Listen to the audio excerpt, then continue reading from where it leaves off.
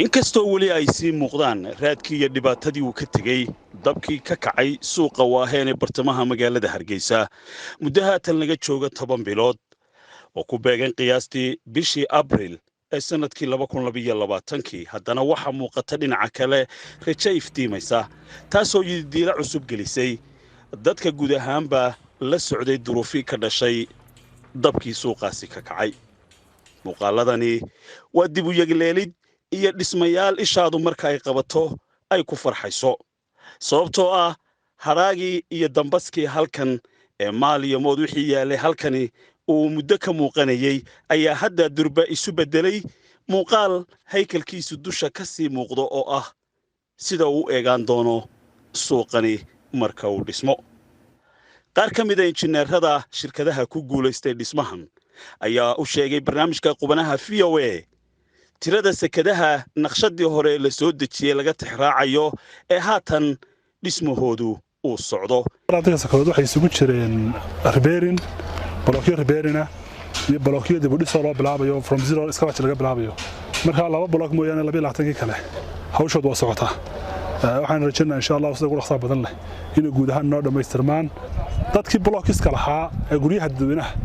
qolo walba waxa lagu yiri blogga oo wadaleed inta ku heshiisay idinku shirkad alaaleey shirkadda aad jeceshihiin ula taga ana soo heshiiyo qiimaha la idinku dhisayo dawladda 140 idinka siin doontaa in 55 ka horna idinka ku darsanaya iyadoo waliba nashqadii dawladdu aan la dhaafayn dawladdu kula soconayso marka waxaan filayaa waxay tahay sidii ugu feersaneed ama ugu cadaalada badnayd ee la sameyn kara lahaa inkastoo maalqabeeno iyo ganacsato waaweyn ay ku jireen dadkii ku ganacsanayay halkan haddana waxa ku jiray dad aad u danyara oo muruqmaal iyo maskaxmaal bale kuwaas oo hanti ku lahaa amaba u soo shaqeeya fooftiga jiray haddaba waxaa la tilmaamayaa inaanay isdhiibin oo aanay noloshoodu markaasi soo gabagaboobin balse ay weli magacii ganacsiga sii haystaan isla markaana ka xoogsadaan suuqiyo kala duwan dhibtii ka dhacday waxay runtii in muxuu ahaayay u basbeelo ganacsigii iyo dhismayaashii iyo suuqyada dhani waxa weeye markaa waxa muuqanaysa in maantana waxaanu arkaynaa dadkii ka qaxay bartana ka tagay ismay dhiibin laakiin se nolosha halkiiba ka sii bilaabeen oo runtii waxa jira suuqyo temporary oo muxuu ahaayay ku yaala goobo imka muxuu ahaayay meel kale loo raray oo dawladdu ay ratay iyo meelo muxuu ahaayay suuqa dhexdiisa dadkii intii badbaaday la isku guuray oo la isciiday oo halkii hal meherad ay ahayd 5 meherood laga dhigay oo muxuu ahaayay dadkii wadada isku noola waa runtii wadada jecel oo way isku soo qaxeen isku soo guureen ganacsigana kulay dad way ka jiraan dad muxuu ahaayay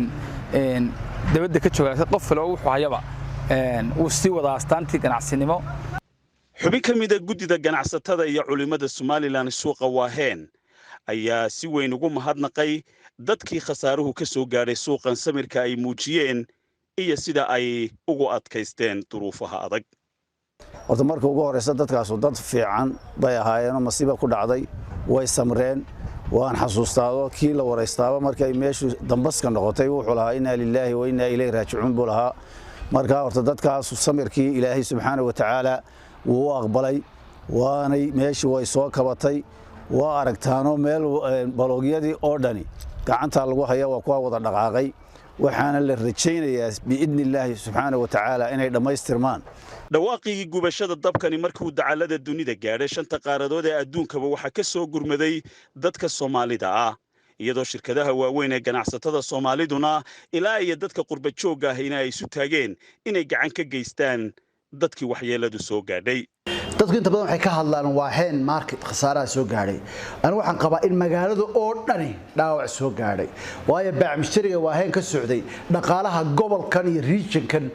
Hargeysa ay ka mid tahay ayuu saameyn ku lahaa ama Djibouti haato ama Ethiopia haato ama magaalooyinka kale ba haatee marka daarihii u dhawaa waaheen suuqa waaheen isaga laftiisu oo dahabshiil qaar ku leeyahay ama laamaha qaar ka mid ah ku leeyihiin dhaawac baa ka soo gaadhay ganacsatada ku khasaaro qaar badan macmiil bay noo haayeen ama dahab bay macmiil u lahaayeen ama dahabshiil bank bay u haayeen walina way u yihiin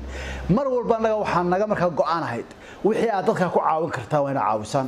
isla markaaba waxaan bilownay inaan lacag ururino midaan anagu bixirayno mid shaqaalaha dahabshil bixinayaan mid shirkadaha kale ee aan suuqa wada joogna ay bixinayaan in dhammaantood lacag aan wada ururino waxaan filayaa habeenkii ugu horeeyay ee taariikhda gobolada dadka Soomaaliyeed ay degan yihiin ee 8 milyan oo dollar ama 9 milyan oo dollar markaaba lagu dhawaaqay waa markii ugu horeysay ahayd